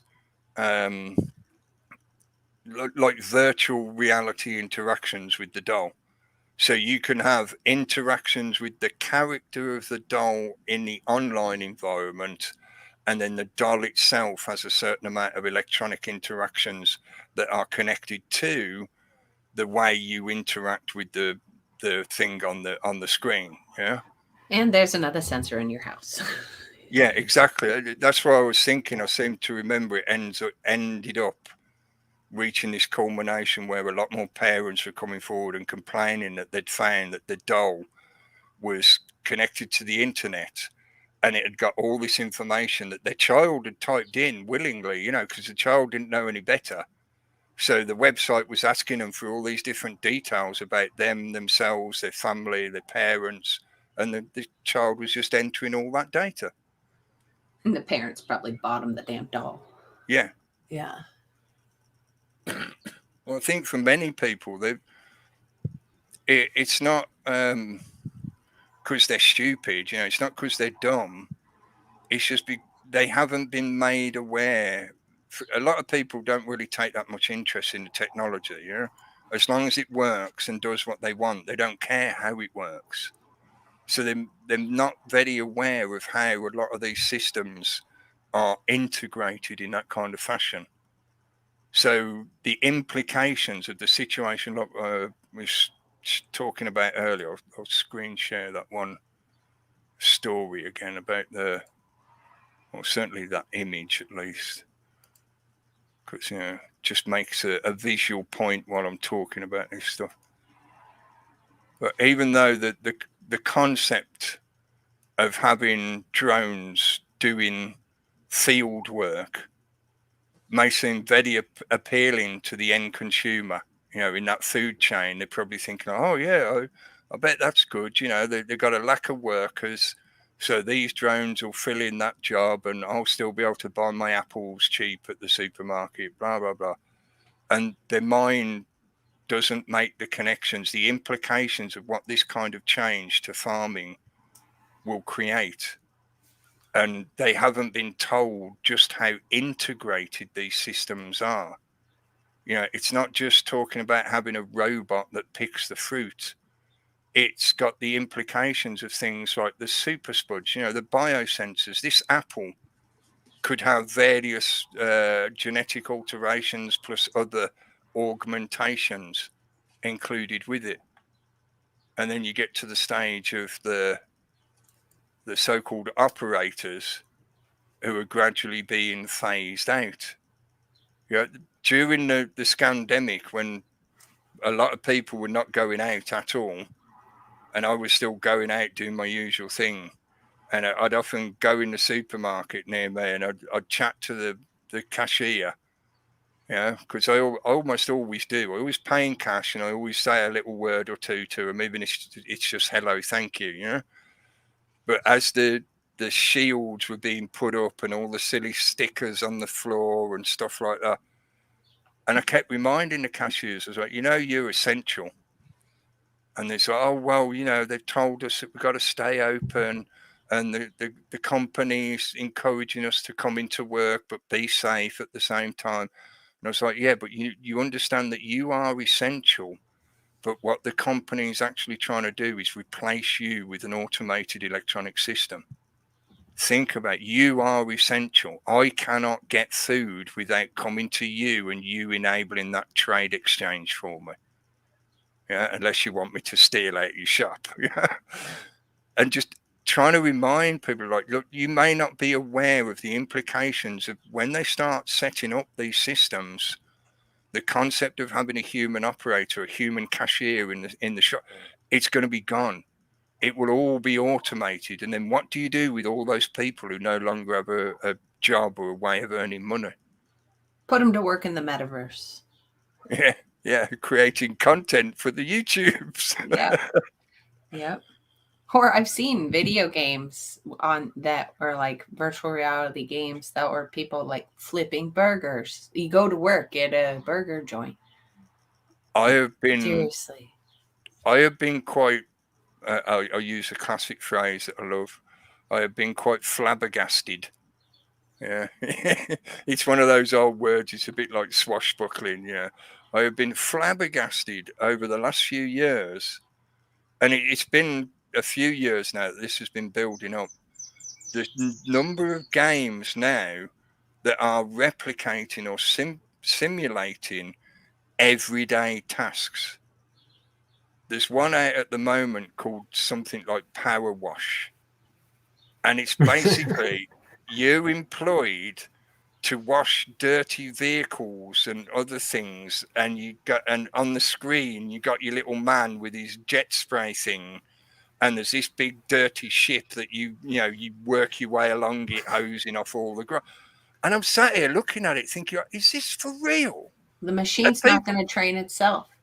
You think maybe they're teaching people to do little tasks online because it's going to be connected to a machine doing it? Yeah.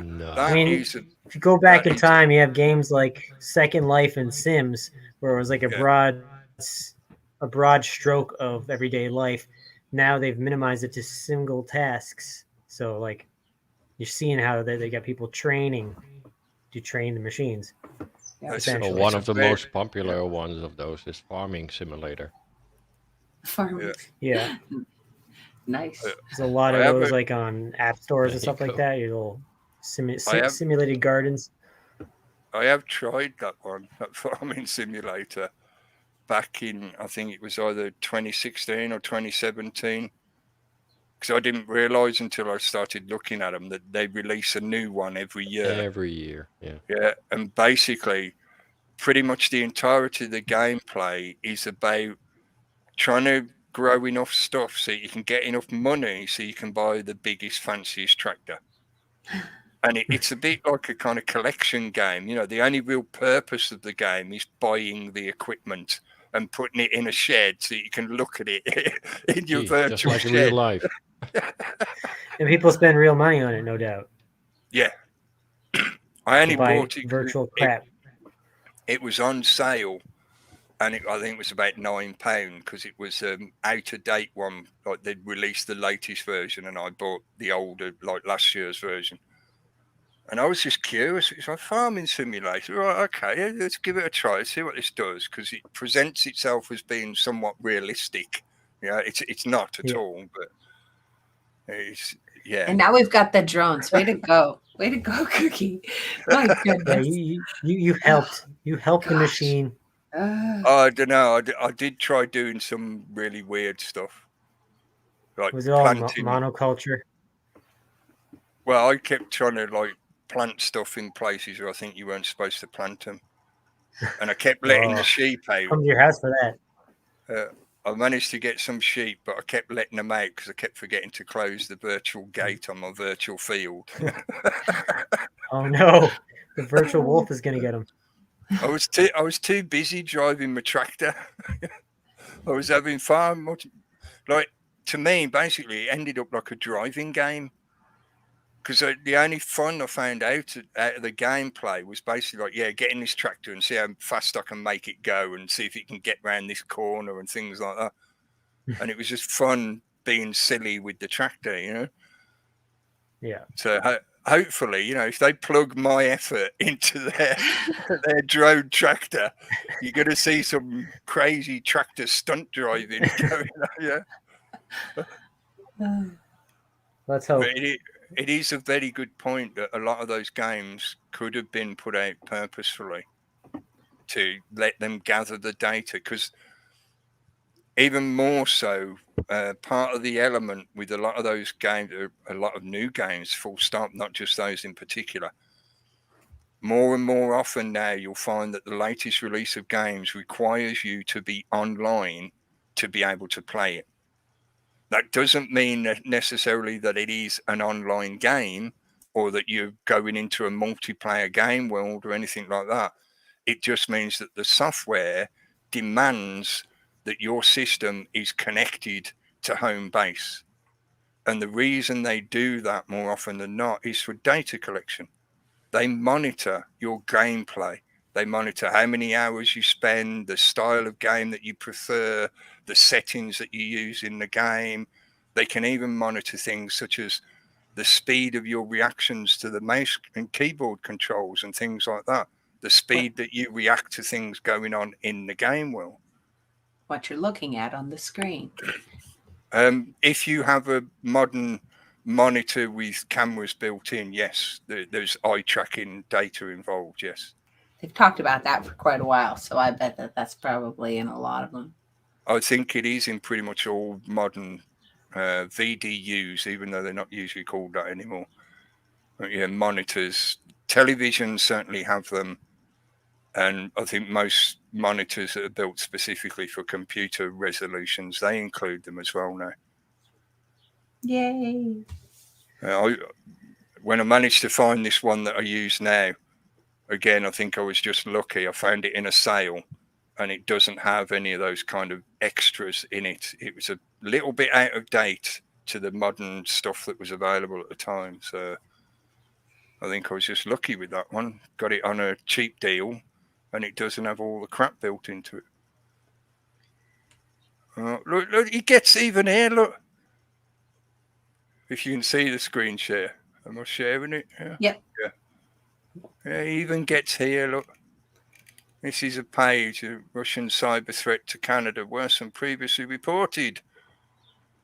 And there there's he been is. A lot of stuff coming out with Canada and the threats to our internet, basically. Well, weren't your internet down for like 2 days or something? Yeah, Rogers, whoever was on Rogers, and all the independents that run through Rogers, because there is no independent really. They all have to rent the machines from the big three. They were out. Plus, they're interacting. People are upset because they couldn't get their coffee. So, it's just. And now the government is bringing out a solution to the new problem, right? Where they're going to force all the big companies to work together during outages. So it's going to become a solution there. A government-controlled industry. So, well, eventually, the internet will be a human right. Eventually, yeah, it'll just be. And they're designing everything to work together. So, have they actually proposed it as a public-private partnership? I haven't read much on it, but I just know that they're trying to figure out a way to get the big three to work together during emergencies. For now, it's just for emergencies at the moment. But we'll see where that goes. So that would basically mean forever, because according to the government, every day is an emergency now. Well, we're under threat by Russia, cyber attack threat. So wouldn't that constitute an emergency state? Internet lockdowns, people. Come on. Yeah. Get with the quarantine. Weren't they threatening to demand Alaska back as well off the US? I saw that story. That's US's problem. Yeah. But it would be right Should be on ours, your but now, wouldn't it? It's basically part of Canada. I'm not going to open the story, but I really did think that was great when I saw the pictures of him with that haircut. And I just thought, I like it a lot. Dumb and Dumber. He really does look like that character from Dumb and Dumber. Jim Carrey's character. I can't remember his name. It's like, yeah, that's just so appropriate for the Castro illegitimate child, otherwise known as Trudeau. It's Trudeau, innit? You might have, I think maybe only the British people who get that joke. That was a common slang several years ago. People would add that, what would it be called, a suffix at the end of every sentence. They'd say, in it. You know, it's meant to mean, like, do you see what I mean? You know, to get my point, in it. But it's that Trudeau, in it. It's Trudeau, in it. He's like, no, he is Trudeau. He's easily manipulable. He will form whatever shape the globalists desire him to be. And that includes looking like just a complete dork. He's almost got the Superman kiss curl, but not quite. Yeah. A little bit on his forehead, but yeah. Canada is now a dictatorship, I feel. That's just my opinion as an outsider looking over the pond at what's going on over there. But yeah, some of the restrictions they've put on you now over there is just, that's the only way I can feel to describe it. It's well on the way to what the globalist agenda desires for the rest of the globe. Yeah, we seem to be accelerating in our area, at least. Not so much for me, because I kind of isolated where I am right now, so I'm not really feeling any personal effects. But around the country, it's probably pretty hectic, stressful, I'm sure. I've noticed a lot of sites doing this now as well. You basically don't really have any choice to reject the majority of their cookies. They'll just put the little banner thing up saying you must accept cookies to use their website. Hang on, my screen share hasn't updated. I switched over to the other screen and I thought it had switched over as well to that other link that you put in. This is on the Time website. Teens are over face-to-face communication, study says. Yeah, this is that thing about younger people seem to not like direct communication, direct interaction. They prefer there to be a electronic distance, whether that be text or what's it called? Is it FaceTime? Where your phone, like, it works a bit like a video phone. A two-way mirror. Yeah. I remember that from back in the day in the sci-fi movies. They were always telling us about how we'd end up having video phones, and there were always these massive clunky things on the desk, you know, and they'd still have a little dial on the front and the people would dial numbers into it. So no, it won't look like that. What it looks like is a shiny magic stone that you rub with your hand, and you use your fingers to inscribe sigils on the surface of that shiny magic stone. And if you inscribe the correct formation, the correct pattern of sigil, then the stone will reveal to you magic imagery like this that's showing now on the screen. It's just like magic, folks. So this is what I mean about that kind of techno mysticism. There is becoming such a gulf of different distance between the end user. Man, I'm losing the ability to talk, so I'm melting in this heat. I was just thinking the same thing. I'm like, between the end user and how the technology itself operates and what it's connected to. I know for many people they would prefer to not know. You know, as I mentioned earlier, as long as it works, people don't really care. You know, as long as it gets the job done, they don't care how it works.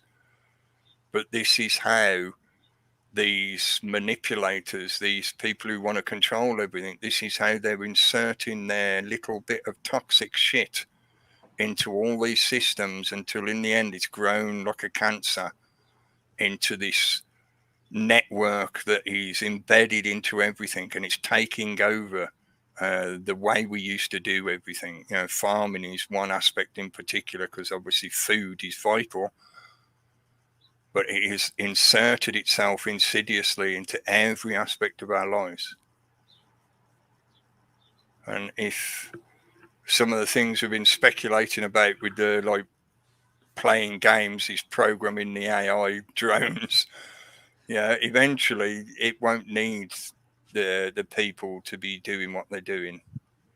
I know they had people playing games to fold proteins, right? To make all their new synthetic life and things. Yeah, it's called Fold It, right?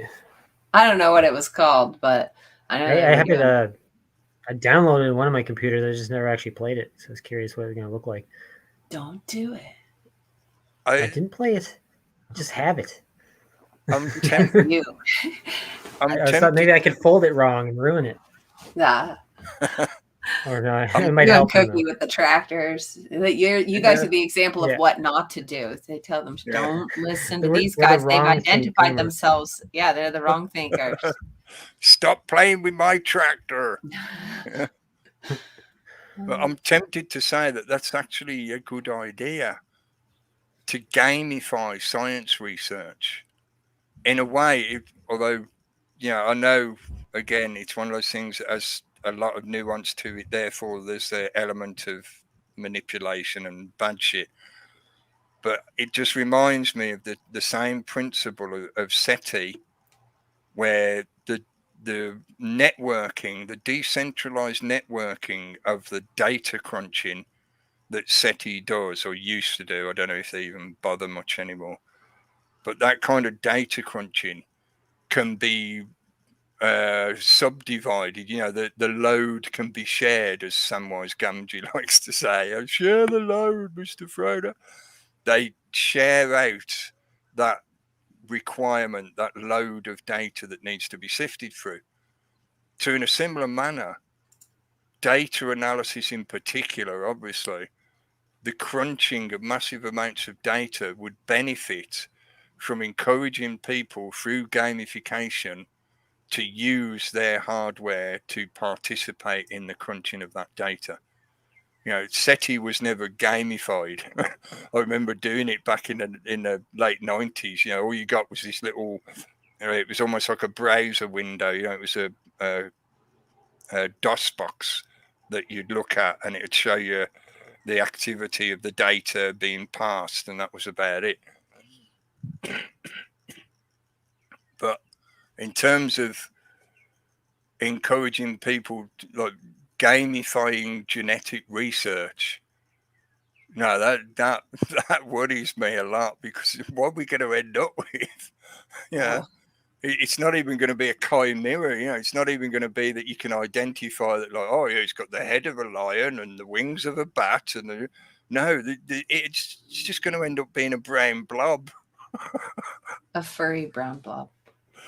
Yeah. People will be competing with each other to see who can get the highest score in the gamification, and you just end up with this genetic mutation blob. Oh, dear.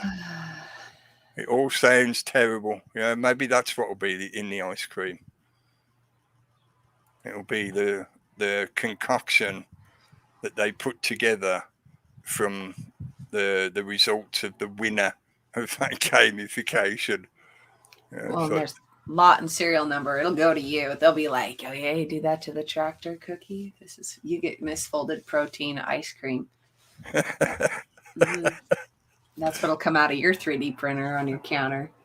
It's so salty. That would really ruin it, wouldn't it? Salty ice cream. You need caramel or something in there. Oh, that's a point. Yeah, salted caramel's always nice. Yeah. So I shouldn't be dissing the salt with my sweet treat pudding. The machine knows what's good for you. Just shut up and eat it. Okay. As long as it's delivered. Oh yeah, it'll be printed. It'll have your waste plugged into it to mine for the molecules to whip them up into whatever kind of thing you could desire. Your salty ice cream. to feed them to the bacteria. Mm-hmm. All right. Well, it's just gone 9 o'clock, so it's been a couple of hours. I'm melting. Yeah. Is there, if I wind it up, is there anything else you wanted to mention? Any other? I think I said everything I brought. Other than read the book and find a way to shut it all down, please. Thank you. Everyone have a great day. Yeah. Will do. Yeah.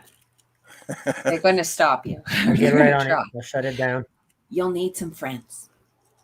For all the people tuned in, listening, I know a lot of the regular listeners are well aware of all this kind of stuff.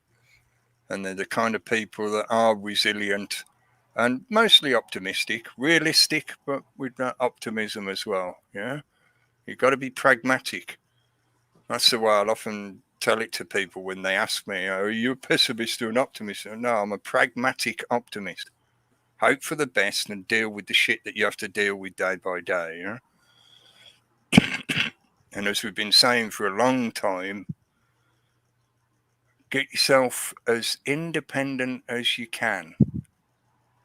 If you can grow your own food, produce your own energy, anything and everything that you can do to not be reliant on that system.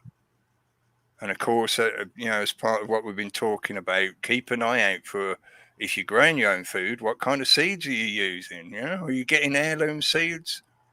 There's a lot of people out there on the internet, but also, in everyday real life, who actively do that. They collect and trade heirloom seeds.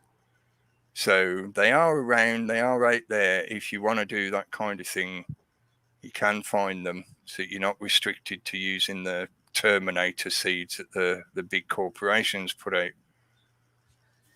And no probiotics in your soil. Don't add their life. Make your own sort of compost teas or whatever you can do. Yeah. Don't forget about wild edibles, people. There's lots of food out there, wild, and you step on food every day, so consider that stuff too. Yeah. Yep. And don't forget, we sound like the frogs. Yep. Mm-hmm. Don't forget the element of the community as well, the common unity.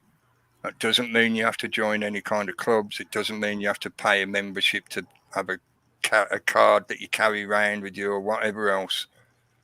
But just like you were describing earlier when you was talking about when they went and interviewed those people, the old mountain people and stuff like that, they had a respect for their neighbours, for their community, because they know full well the harsh reality of trying to survive on your own. Yeah. That's what it comes down to. It's the whole reason why, as a species, we are a social community species. Even if those communities stay small, if there's only 100 people that know each other in a local area, that is a community that enables survival. It increases the chance of survival for everyone. We need each other. Yeah. So even though the system will like to try and exploit that, and it will like to try and turn it with its Hegelian methods into something that serves it, that doesn't mean it is intrinsically bad. It's still something that we should be encouraging and looking for.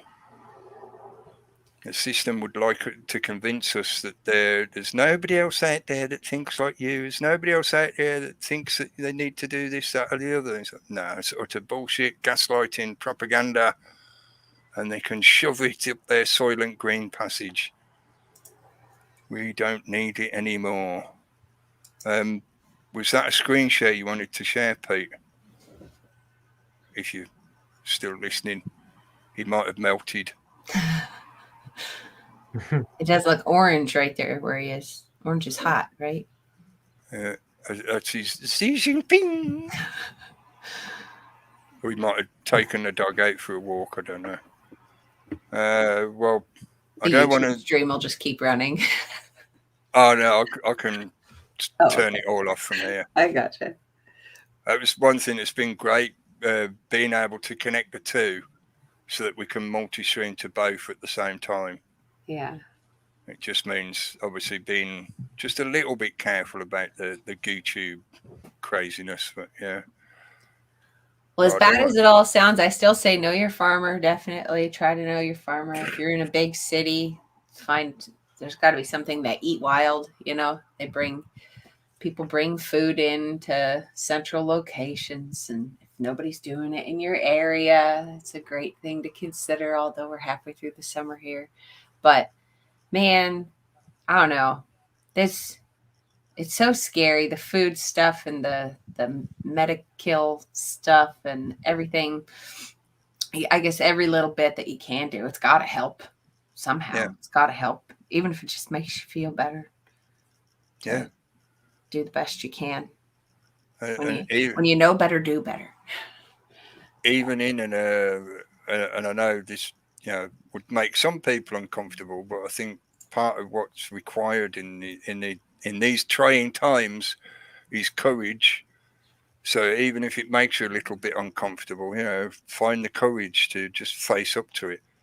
The reality is that if they really do go through with a lot of the shit that they're intending to try and force people into, then there's a high possibility that there's quite a few of us that just won't be around to see the end of it. Yeah. So you do have to give a lot of consideration to you and yours.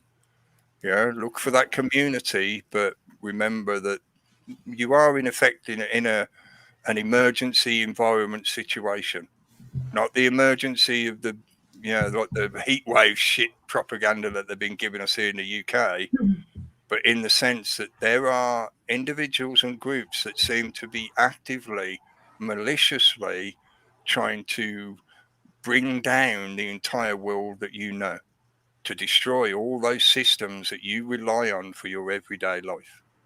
So that is an effect, an attack on you and your family and the people you love and all the people around you. So, please be a little bit pragmatic and realistic in your approach to these things. Protect yourself, look after yourself, and look after the people around you. Because it's only by creating that element of survivability, because we operate as a social species. Yeah, I mean, I could rant further about all of this, but it's why the system has been so insistent on individuating us all and getting us all in the kind of mindset like we were just talking about with the youngsters. They don't want to be around people. They don't want to interact with people. That suits the system perfectly, because it means you will never form a group that can survive against it. Yeah. Yeah. Every individual can be taken down easily, but the mass of the population, no, they can't deal with that. They know it. That's why they love the gaslighting. Anyway, sorry, just carrying on ranting there before we finished up. I'll say thanks for joining in, and thanks everyone in the chat. I've been posting a few links in there, so please check them out if you're interested. And I'll gather up all the stuff we talked about, and I'll hook it up on the website, pleasestoptheride.com. It'll all be there. Good stuff. Thank you. And we'll be back again. And it wasn't 6 months. It was 4. Yeah. We'll be back again. I'm sure. Cool. Sorry. Please check out both Please Stop the Ride and Anonymous' channel. Yeah, there's a lot of good stuff on there and links through to websites that have got a lot of good information on. And I'm working on a new terrible thing, too. Oh, okay. Sorry. That sounds so ominous. It's just crap. I hate it. The doom and gloom. I did. Yeah, really? This is why nobody wants to talk to me. No. How dare you? Yeah. We'll have to get you some more ice cream. I thrive on doom and gloom. I can handle it all. Well, it's coming. It's coming. We will see you again soon, and hopefully, folks, please take care and catch yous. Bye. See ya.